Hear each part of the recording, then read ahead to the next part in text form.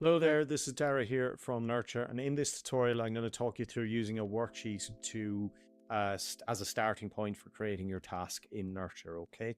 So what actually happens here when you upload a worksheet? So what Nurture will do is it will actually extract the exact questions from that worksheet, and we will just add success criteria onto it. So we're not going to add any new questions, we're not going to edit them.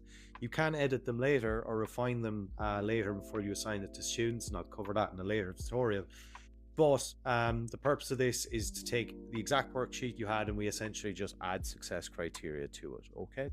So to show you how this works, I've got the same worksheet that I used in my last tutorial when I uploaded a source for creating it from scratch. So we've got this reading comprehension and we actually have the specific questions out of it, okay? So if I upload that in here, and I can select anything on the curriculum boundary to help inform the success criteria if I want.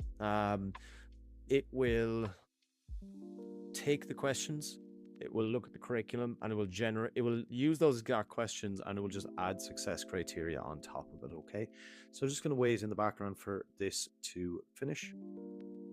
And once generated, I can see here that it's used the exact questions from the text, okay? And it will add those success criteria on top. So we can see it's added 4 success criteria to that worksheet. It's given a maximum marks. I can adjust this and I can generate a marking scheme as I shown in the last tutorial. But as I mentioned, I can edit any of these with AI later if I want, and in a later tutorial I'll show you how you can do that. But just to remind you, the purpose of creating a task using a worksheet is that we will take the exact questions from that worksheet and just Nurture adds pedagogy aligned success criteria to it.